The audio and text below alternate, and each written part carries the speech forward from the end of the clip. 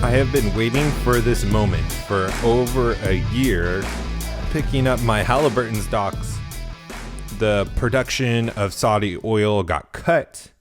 Trump has released or authorized the release of reserves from the United States, which should bump up that oil stock for a little bit. I've been waiting for it. I've been counting on a war in the Middle East to happen. You just feel like it's been a little while since we've got ourselves into something. And it looks like there is some flare-ups happening.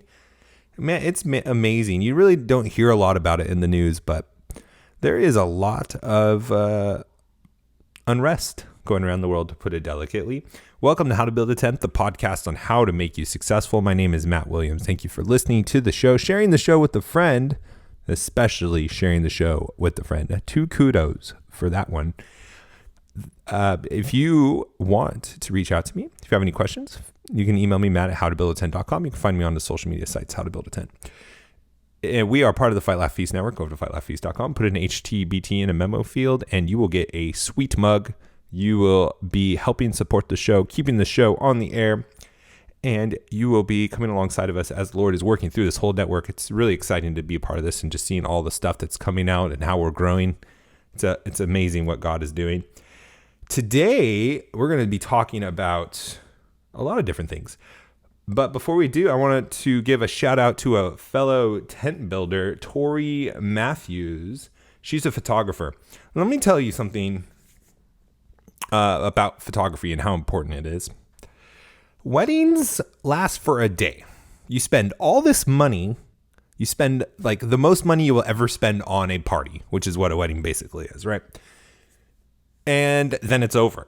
But the one thing that sticks around is the pictures and the marriage. Hopefully the marriage sticks around.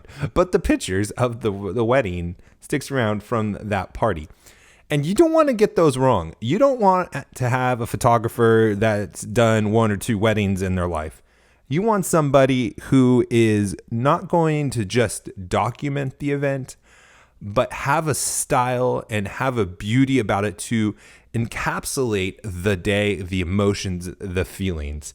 I was blessed enough to have a friend, Michael Stonis, who does a lot of modeling work, magazine work, and things like that, do our wedding. And I can't tell you, even to this day, 8 years been married. We've been married 8 years. I still look back at those photos. I still get compliments about how great those photos were, how artistic they were. And we have a fellow tent builder, Tori Matthews. She does engagements, weddings. She's in LA. She's based in LA, but she'll travel anywhere. And from what I've seen on her website, her pictures are amazing. And her style, I love it. It's where she's trying to just catch it in the moment and have authentic moments. It's not all these fake, like smile and then, you just can tell the difference. And these photos are amazing. So if you are going to get engaged soon, you want some proposal photos, you're eloping, you're getting married somewhere, and you're looking for a great quality photographer who's going to just do a fantastic job, check her out. You can look her up on her website. I believe she has a Facebook page too. Tori Matthews, like my first name, .us. Tori Matthews.us, not .com, .us. Go check her out. Give her some support. Maybe you know somebody who's getting married, going to get engaged. Be like, hey, bro, you're about to get engaged.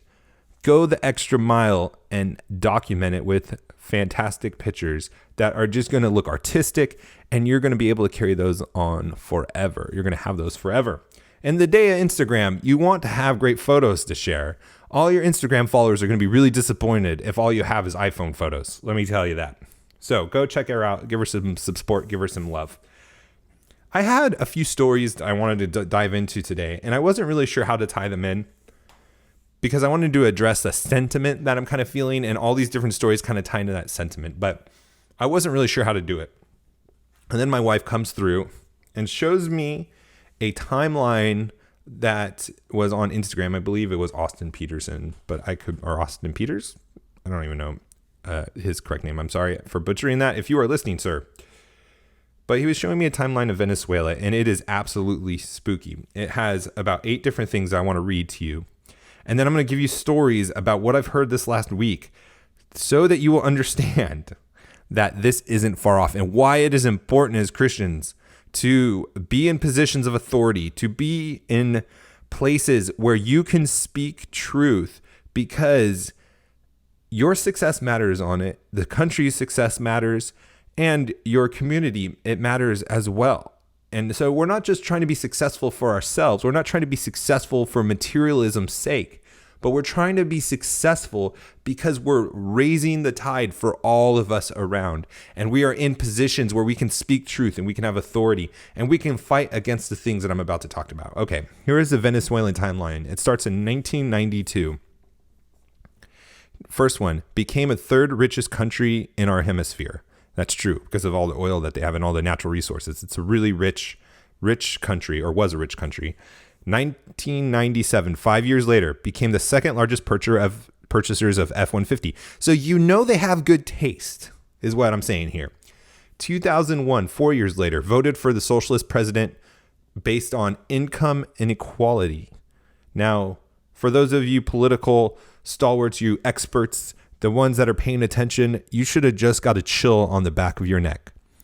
In 2001, a socialist president was running on income inequality.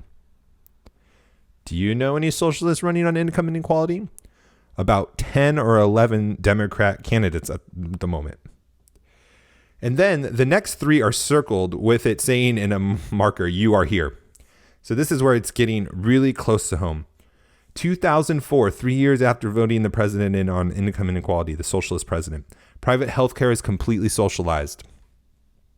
Hashtag Medicare for all. 2007, all higher education becomes free. Forgiving all of the loans, the debt, for all the student loan debt. Sound familiar?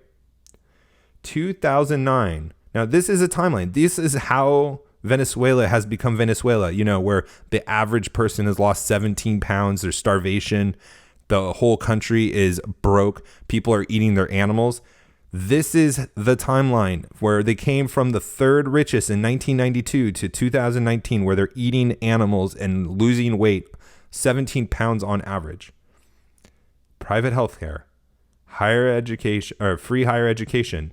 2009, socialists banned private ownership of guns. Oh, who's been saying that? Beto O'Rourke, almost all the Democrats, from what I understand, except maybe Biden. Banned all guns. 2012, Bernie Sanders praises their American dream. And that's what's so dangerous about politics and progressivism, is that words don't mean anything. And they will use words to trick you into thinking it's something that's not. This is not the American dream. 2014, opposition leaders are imprisoned. The consequence of not having guns. 2016, food and healthcare shortages become widespread. And the reason is you can only ration things. You can only ration scarce resources two ways. One, by price, or two, by quantity. You can't do it any other ways. So Breadline Bernie is because price controls have been taken off of food, and when there's going to be lines for healthcare, it's because the price has been taken off. We see the waits and we see the timelines and people dying waiting for care in Canada and the UK. It's because they're rationing by quantity, not by price. So that was 2016. 2017, the Constitution and elections are suspended. 2019, unarmed citizens massacred by their own government. This should scare you guys. This should scare you to no end. And now I want to talk about a few different events and stories and things I was looking at today, or this last week, that should confirm to you we're on this path and why we need to fight against it. Because we're not going to have the luxury of getting photos taken and having really expensive weddings and nice weddings and employing a bunch of people and having parties, because we're going to be going down the way of Venezuela with food shortages if we continue down this path. Venezuela was the third largest country in the hemisphere. Third richest country in our hemisphere. If it happens to a third richest country, it can happen to the first richest country in our hemisphere. The average CEO reads 60 books per year, I saw in a tweet. Retweeted was a guy who said, yeah, I would too if I didn't have to do any work. Success is vilified. Our company leaders that are providing value, that are creating riches and wealth for our society, are being misunderstood and vilified. And this is something we just have to remember really quick because we're running out of time already, is that value looks differently the higher you go up the corporate ladder.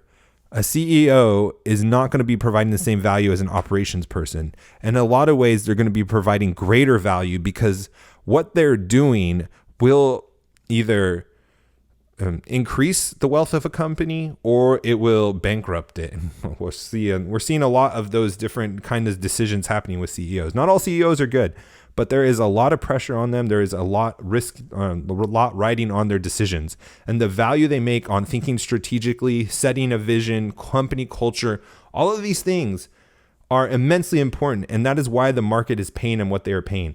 But because we don't understand that and because we vilify that, this is just one story that goes into the timeline that we just read in Venezuela. Another one is the burnout in doctors is twice as high as normal in any other career. I think the normal population has 28% in their profession that are burned out, 28%. The burnout in doctors are 44 to 54%, which means they don't like their job. They don't want to be doing it. And this has several ramifications. One, there's more errors. They're twice as likely to have more errors. But two, as the government continues to force themselves onto this area and they increase the cost and they increase the paperwork, this burnout's going to happen more. We're going to have people quitting and we're going to have less doctors coming into the space, especially if they start going after their salaries. The reason they get paid so much is because of the benefit, the value they provide. The last thing I wanted to talk about, and I'm already out of time. I'm sorry this one's going a little long. It was shared by David Chocolate Noxus. A lot of you know him. And it was talking, I'll just summarize it really quick. And it's a law that was passed in Minneapolis, or whatever they called it, an ordinance, a law, where you no longer are going to be able to background check for certain things over a certain period of time to renters of your property. And the big issue with this is it's more of the government telling you what to do with your property. And let me tell you this, the more laws, the more ordinances, the more taxes that are on your property, the less it's your property at all. See, the United States, the progressives in the United States have been really, really smart. They stopped trying to take things over 100%, but they started taking things over progressively, progressive income taxes. They're not making you a slave. They're just making you pay, if you're in the top tax bracket, 6 months of what you make to the government. For 6 months, you are working for the government. Oh, but it doesn't seem like slavery. But for 6 months, all those hours in the office, all those hours providing value goes to the government, who doesn't provide anything and takes it from you and steals it from you. This is the path to Venezuela. The more laws about what you can and can't do on your property, is it really your property then? Or is it the government's letting you have it? And the last thing I just want to say with guns, when they call it a buyback, they are imposing, they are tricking you, they are making you buy into a faulty premise that the guns were theirs in the first place. My private property is not yours, government. And when a society that has been born free is more upset about a politician that says my gun is waiting for you, you politician who's saying you're going to take my guns, when you're more upset about a politician saying he's going to use a Second Amendment right than the politician that's going to take it from you, you know we have a slave mentality. And we're going down the ways of Venezuela. Wake up, America. Wake up, tent builders. We are fighting the long game by trying to be successful now. But in the short game as well, we need to stand up. We need to speak, because there won't be a long game for us if we continue to let the progressives dominate our culture, dominate our conversations, dominate our vocabulary, dominate our education system, dominate our art, our pop culture, all of that. Today is the day we need to fight back, or it's not going to be a bright tomorrow. Let's go out and be successful, and we'll talk to you tomorrow. God bless.